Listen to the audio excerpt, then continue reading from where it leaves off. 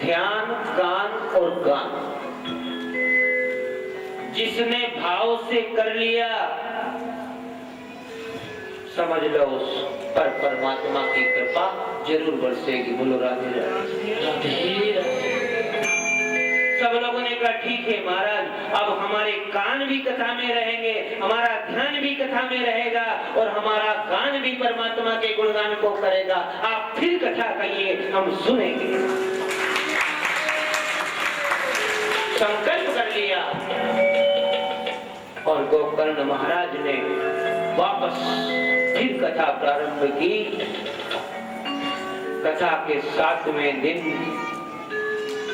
गोकर्ण महाराज सहित व्यास मंच सहित गोलोक धाम में सभी भक्तों का पदार्पण हुआ। बोले गोकर्ण महाराज की जय। सभी एक विमान में बैठकर गोकर्ण के साथ में गोलोक धाम में चले। ये होता है सज्जनों ध्यान, कान और गान का फल। इसलिए हम कहते हैं कि भागवत की कथा में अपने कान भी यहीं रखें, अपना ज्ञान भी यहीं रखें। और कान रखने का मतलब समझिए आप कि इधर से डाली इधर निकल गई वो कान नहीं चाहिए। इधर से सुनी और अंदर उतारी वो कान। ऐसे नहीं कि इधर से सुन ली और इधर कान में निकाल दी, वो कान हमें पसंद नहीं। भगवान भी उस कान वाले को कृपा नहीं कर सकता। इस कान से सुनो और अंदर उतारो, चिंतन करो, मनन करो और उस पर चलोगे तो परमात्मा जरूर कृपा करेगा। आइए सभी परमात्मा के लोग को जा रहे हैं, भगवान का गुणगान करते करते आप भी उस परमात्मा के गुणगान में शामिल हो। भगवान से प्रार्थना करें कि हे प्रभु हमारी नैया भी पार कर दे।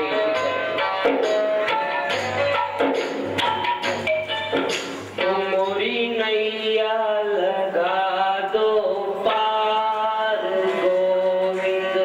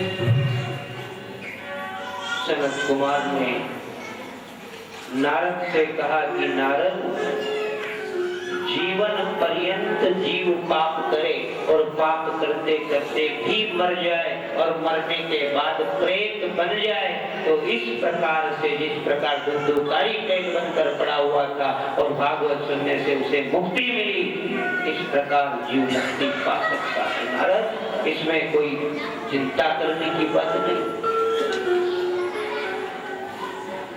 नारद जी के समझ में आया, ठीक है प्रभु, आप आगे विस्तार से कथा सुनाइए। पूर्ण कथा नारद जी ने, भक्ति देवी ने, ज्ञान और वैराग्य ने सुनी। सुनते सुनते जब कथा का अंतिम दिवस प्रारंभ हुआ,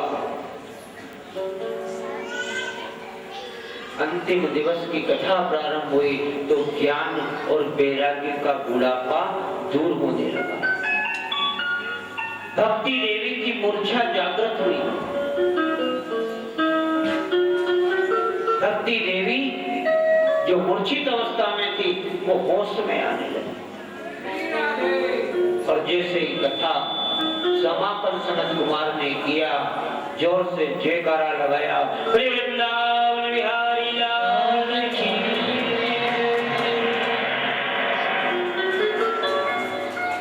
भक्ति की मूर्छा दूर हो गई, ज्ञान वैराग्य का बुढ़ापा दूर हो गया। अब जब मूर्छा दूर हो गई, बुढ़ापा दूर हो गया, तो भक्ति देवी प्रकट होकर के खड़ी हो गई सनत कुमार के सामने, नारद जी के सामने। वह सनत कुमार ने, आपने बहुत कृपा की, मेरा भी उद्धार किया, मेरे पुत्रों का भी उद्धार कर दिया। अगर ये बूढ़े बन के पड़े रहते तो आज भक्ति की क्या हालत होती। लोग भक्ति को समझ नहीं पाते। आपने मुझे जागृत किया है, मेरी मूर्छा को दूर किया है। प्रभु, आप बताइए अब मैं कहाँ जाऊं, मैं कहाँ रहूंगी, कहाँ जाऊंगी। वहीं से कह दिया, भगवान के आशीर्वाद मिले, क्योंकि उस तन्मयता में सब आए, देवता लोग सब दर्शन करने के लिए पधारे। तो भक्ति ने देवताओं से वर मांगा, अब मैं कहाँ जाऊं। तो जाओ भक्ति, तुम्हें हम ऐसी जगह बताते हैं कि जहां तुम कभी मूर्छित नहीं होगी और कभी तुम्हारे पुत्रों का बुढ़ापा नहीं आएगा। भगवान ने कहा, आज से तुम्हारा वास भक्तों के हृदय में होगा, जाओ तुम भक्तों के हृदय में वास करो। और उसी दिन से वो भक्ति माता हर भक्त के हृदय में वास करती है सज्जनों। और उस भक्त के हृदय में भक्ति का वास होता है, तभी हमें सत्संग का लाभ होता है। ऐसी कथा कीर्तन करने का, सुनने का अवसर मिलता रहता है। बोले भक्ति महारानी की जय। सज्जनों, भक्ति देवी खुश होकर नृत्य कर रही है, भगवान का गुणगान कर रही है। और उस नृत्य में देवता लोग सब आए, प्रहलाद जी भी आ गए कांसा ताली बजाने, नारद जी भी अपनी बीना बजाने लग गए और मधुर ध्वनि में कीर्तन हो रहा है। सब गोविंद का गुणगान कर रहे हैं। आप भी उसी के साथ गोविंद का गुणगान कर रहे हैं।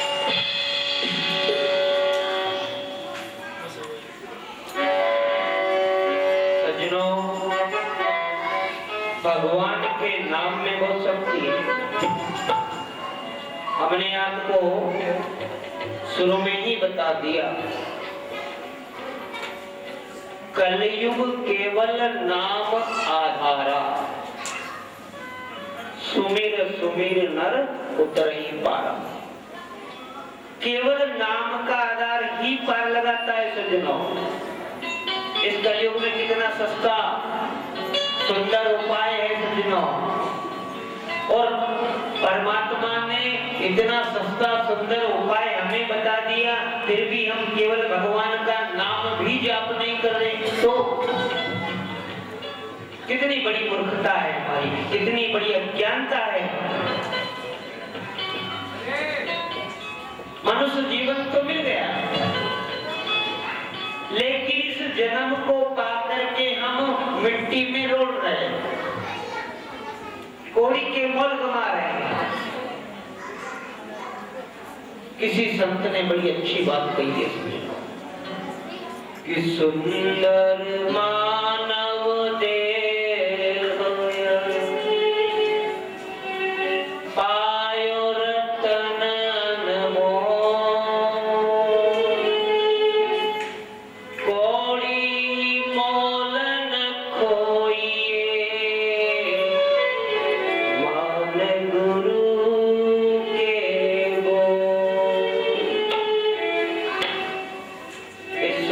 मानव देह को कोड़ी के मोल मत रोकना सुजनो। आज मनुष्य का दे दिया परमात्मा ने, कल कहीं सुअर का मिलेगा तो भक्ति कैसे करो, कहीं गिदड़ का मिल गया भक्ति कैसे करो। और आप सोचो बार बार मिलता रहेगा, नहीं। मनुष्य जन्म अनमोल रे, मत रोल रे, अब तो मिला है फिर न मिलेगा, कभी नहीं कभी नहीं कभी नहीं। जन्म में अनमोल रे, मिट्टी में न रोल रे, अब तो मिला है फिर न मिलेगा, कभी नहीं कभी नहीं कभी नहीं। जन्म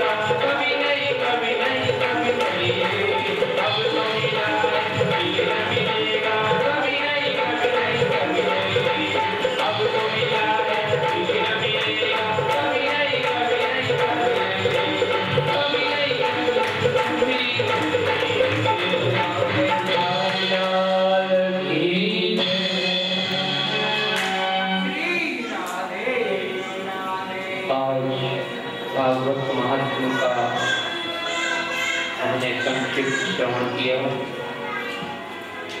समय अभाव के कारण आज कथा थोड़ी विलंब से शुरू हुई। पहला दिन था, कलश यात्रा में हमें समय लगा, फिर उसके बाद पूजन हुई।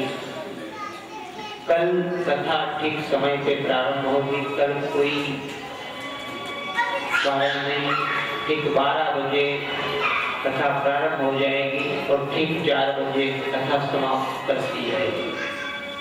कथा से 10 मिनट पहले आप लोग पधारें और अपने आसन को ग्रहण करने की कृपा करें। आज की कथा को हम यहीं विराम करते हैं।